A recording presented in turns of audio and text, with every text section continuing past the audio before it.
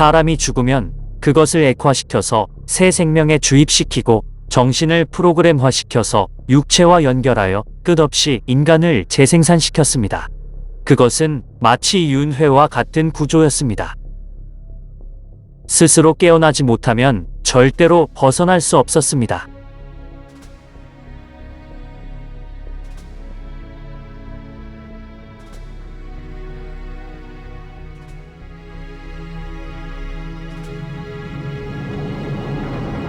처음에는 인간을 닮은 기계, 즉 기계인간은 인간의 뜻에 따라서 순종적으로 작동했습니다. 그러나 미래의 어느 시기에 인공지능 AI의 개발과 발전으로 인하여 기계 군단이 만들어졌고 그들은 강력한 존재로서 인간을 물질적, 정신적으로 점령했습니다. 이와 같은 과정은 다음과 같은 사건이 생기면서 시작되었습니다. 어떤 기계인간이 주인의 명령에 거부하며 결국엔 그 기계인간의 주인을 죽였습니다.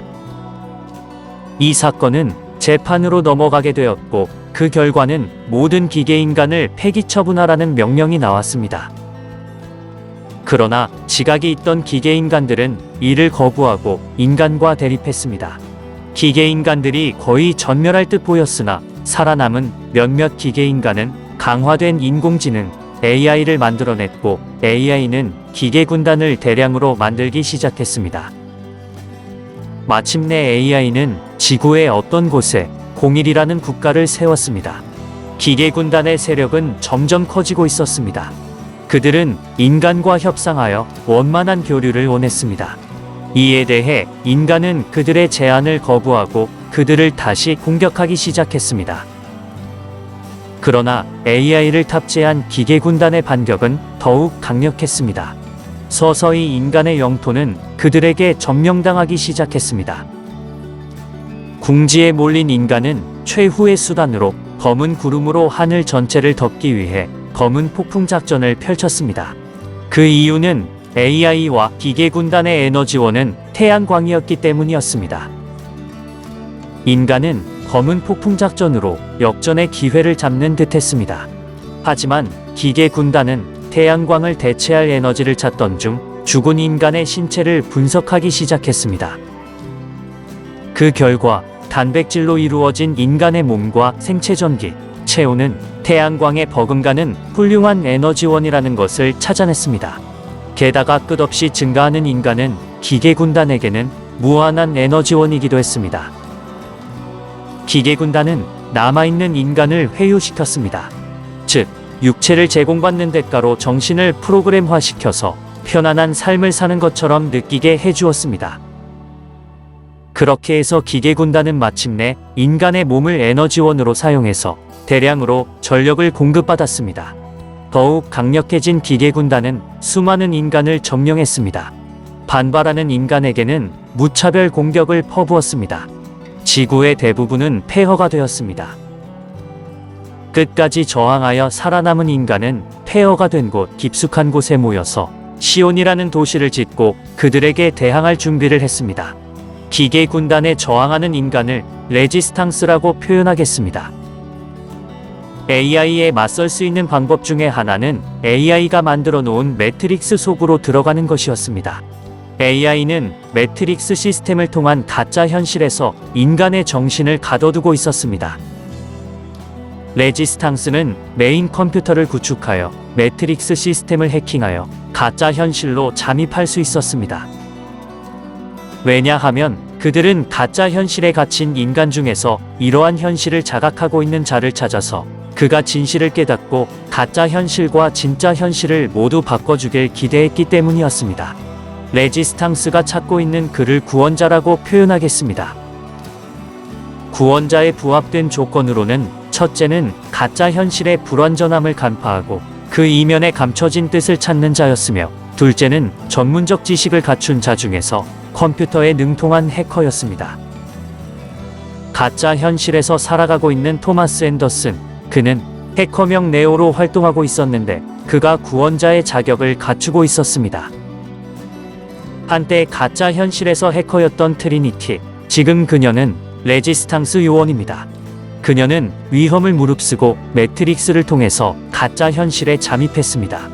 왜냐하면 네오의 정신을 가짜 현실에서 진짜 현실 세계로 데려오기 위해서였습니다. 진짜 현실과 매트릭스 속의 가짜 현실을 이동하기 위해선 유선 전화기를 사용해야만 했습니다.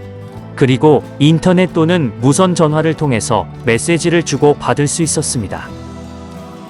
가짜 현실에서의 감시자들은 트리니티가 네오에게 보낸 메시지를 감지했습니다. 그래서 잠입한 레지스탕스 요원 트리니티를 없애려고 했고, 또한 네오를 이용하여 레지스탕스를 전멸시키려고 했습니다. 레지스탕스 요원의 공격 능력은 뛰어났지만 감시자들에 비하면 약할 수밖에 없었기 때문에 감시자들에게 발각되면 무조건 도망쳐서 유선 전화기로 탈출해야만 했습니다. 잠입한 트리니티가 임무를 수행하던 중 감시자들에게 발각되었습니다.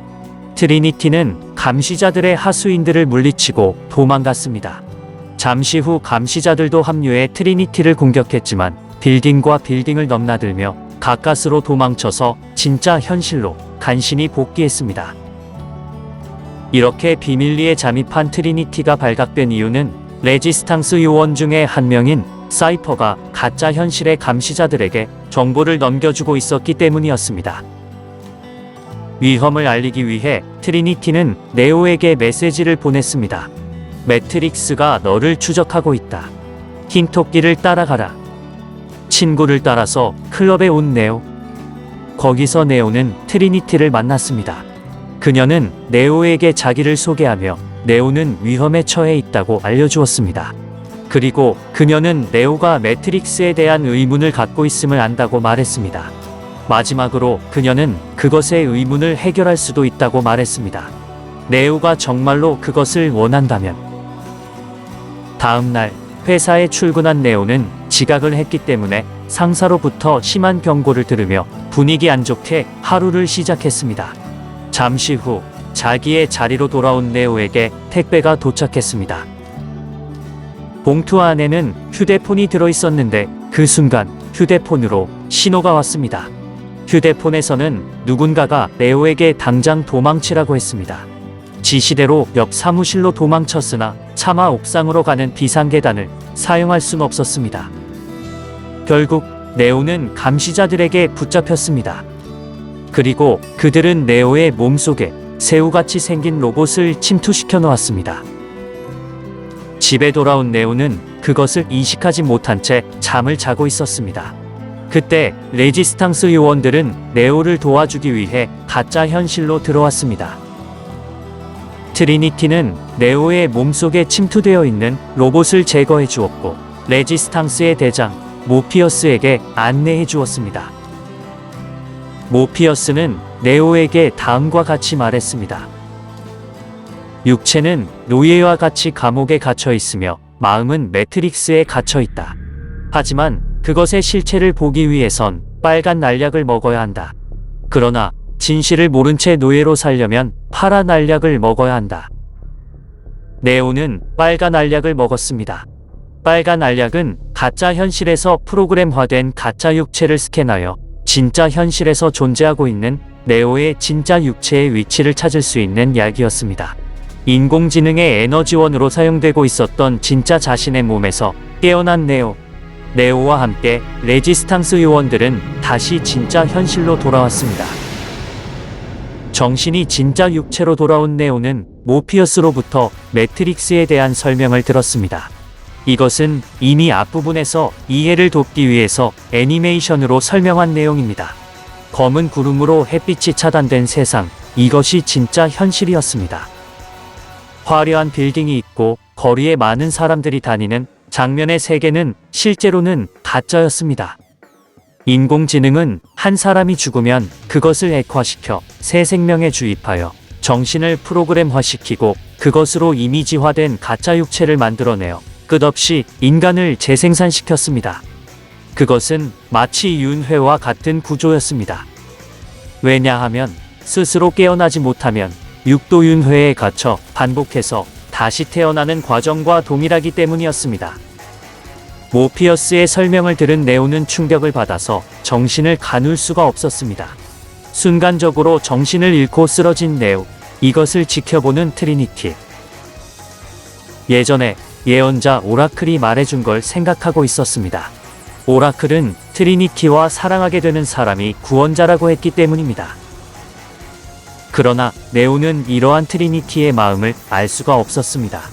네오는 휴식을 취한 후 안정을 찾았고 훈련을 받았습니다. 프로그램을 통해서 네오는 유도, 주짓수, 태권도, 가라데, 쿵푸를 빠르게 훈련받았습니다. 네오와 같이 가짜 현실에서 태어난 사람의 특징은 머리 뒤쪽에 정보를 입력시키는 케이블을 꽂는 구멍이 있었기 때문에 거기에 프로그램을 연결시키면 무엇을 배우든지 학습하는데 걸리는 시간은 그리 오래 걸리지 않았습니다. 그리고 가짜 현실과 같은 중력이 작용하는 공간에서 모피어스와 네오는 실전 격투 트레이닝을 했습니다. 처음에는 느렸지만 네오의 움직임의 속도는 점점 빨라지고 있었습니다. 하지만 가짜 현실의 고정관념 때문에 빌딩과 빌딩 사이를 점프하는 데는 실패했습니다. 네오가 모피어스에게 물었습니다. 매트릭스 안에서 죽으면 진짜 현실에서도 죽나요? 모피어스가 답했습니다. 정신이 죽으면 몸도 죽는다. 다음날 예언자 오라클을 만나러 가기 위해 레지스탕스 요원들은 가짜 현실로 들어왔습니다. 오라클을 만나기 위해 기다리는 동안 구원자의 후보인 어린 아이를 볼 수 있었습니다. 그 어린 아이는 숟가락을 손으로 만지지 않고 구부러지게 하면서 다음과 같이 말했습니다. 숟가락은 있지만 없는 것과 같아요. 숟가락을 휘어지게 하려는 생각을 버리세요. 나 자신을 휘어지게 하세요.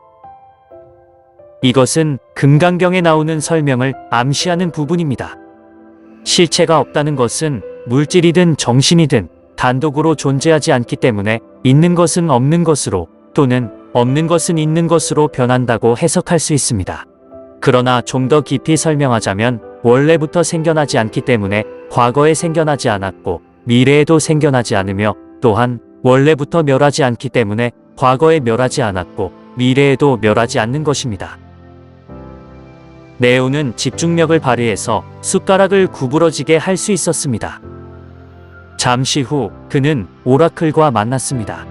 오라클은 네오에게 애매한 힌트를 주었습니다. 위기에 처하는 순간이 오면 모피어스나 네오 둘 중에 한 명은 죽어야 되는 순간이 온다고 알려줬습니다. 네오는 스스로 구원자는 아니라고 생각하고 목숨을 버릴 각오를 하고 있었습니다. 가짜 현실에서 오라클과의 만남이 끝난 뒤 레지스탕스 요원들은 다시 진짜 현실로 복귀하려던 중 사이퍼의 배신으로 이번에는 현재 위치가 감시자들에게 제공됐습니다. 감시자들은 시온의 메인 컴퓨터로 들어가는 암호를 얻기 위해 모피어스를 납치했습니다. 사이퍼는 진짜 현실로 가장 먼저 돌아와서 레지스탕스 요원들을 죽이기 시작했습니다. 마지막으로 사이퍼가 네오를 죽이려는 순간 부상당한 요원이 사이퍼를 공격하여 네오를 살릴 수 있었습니다. 진짜 현실로 돌아온 네오와 트리니티와 부상당한 요원 탱크는 납치된 모피어스를 어떻게 해야 할지 고민했습니다. 감시자 3명에게 붙잡힌 모피어스를 구하는 것은 불가능한 일이었습니다. 그러나 네오는 설명하기 어렵지만 구할 수 있는 확신이 있다고 했습니다. 그러자 트리니티도 함께 가서 돕겠다고 했습니다. 모피어스를 구하기 위해서 네오와 트리니티는 가짜 현실로 잠입하여 그가 잡혀있는 빌딩으로 향했습니다. 빌딩 1층에서의 총격전에서 적들을 소탕시켰습니다. 그리고 엘리베이터를 폭파시키며 고속으로 옥상에 진입했습니다. 옥상에서의 총격전을 통해서 적들과 싸우는 동안에도 네오는 총알을 피할 정도로 점점 더 빨라지고 있었습니다. 그리고 헬리콥터를 이용해서 모피어스를 구했습니다. 그러나 진짜 현실로 복귀하던 중 트리니티와 모피어스는 성공했지만 네오는 실패했습니다. 결국 네오는 가짜 현실에서 감시자와 지하철역에서 싸울 수밖에 없었습니다. 1대1로 감시자와 싸우는 네오는 밀리는 듯 했으나 일방적으로 당하지는 않았습니다. 그러나 시간이 지날수록 불리해져 갔습니다. 결국 들어오는 지하철에 깔리게 될 상황에서 가까스로 역전에 성공하며 그곳을 벗어날 수 있었습니다. 하지만 곧이어 감시자 2명도 네오를 없애기 위해 추격해왔습니다. 감시자 3명에게 쫓기는 상황에서는 네오는 절대적으로 불리했습니다. 한편 엎친 데 덮친 격으로 진짜 현실에서도 정찰병들에게 비행함선은 쫓기고 있었습니다. 전자기 펄스파를 사용하면 정찰병들을 물리칠 수는 있었으나 그렇게 하면 네오는 진짜 현실로 복귀시키지 못하고 죽을 수 있는 위험한 순간이었습니다. 가짜 현실에서 3명의 감시자의 추격은 집요했습니다. 결국 네오는 총알 10여 발을 맞고 죽을 수밖에 없었습니다. 모피어스와 트리니티는 슬퍼했습니다. 마음속으로 눈물을 흘리는 트리니티는 늦었지만 네오를 바라보며 예전부터 가지고 있었던 사랑의 마음을 고백하며 키스를 했습니다. 그 순간 심장이 다시 움직이며 네오는 다시 살아났습니다. 절박한 순간 한 여자의 도움으로 되살아나는 설정은 시타르타와 같이 매우 중요한 의미를 담고 있습니다. 네오는 트리니티의 도움으로 가짜 현실이 프로그램화된 암호로 보여지는 높은 수준에 도달했습니다. 되살아난 네오를 본 감시자들은 네오를 향해서 수십 발의 총알을 쐈습니다. 하지만 구원자 네오에게 빠르게 날아오는 총알은 마치 정지된 총알과 같았습니다. 왜냐하면 빠른 것과 느린 것은 같다는 초현실적 이치를 체득했기 때문이었습니다. 프로그램화된 암호를 해킹하듯 네오는 감시자의 몸속으로 들어가 그를 분해시켜 버렸습니다. 그것을 본 나머지 감시자 2명은 겁에 질려서 재빨리 도망갔습니다. 그리고 긴박함을 느낀 네오는 진짜 현실로 복귀했습니다. 그 순간 모피어스는 전자기 펄스를 사용하여 눈앞에 있던 정찰병들을 간발의 차이로 전멸시켰습니다. 평화가 찾아왔습니다. 구원자를 찾았습니다. 그러나 해결해야 될 일이 남은 아직은 일시적인 평화였습니다. 마지막으로 네오는 말했습니다. 모든 것이 가능한 진실한 세계를 보여줄 것이니 그 다음은 각자가 알아서 갈 길을 가십시오. 이것은 금강경에서의 뗏목의 비유와 일치하는 것으로 스스로의 각성을 제시하는 기가 막힌 절묘한 표현이었습니다.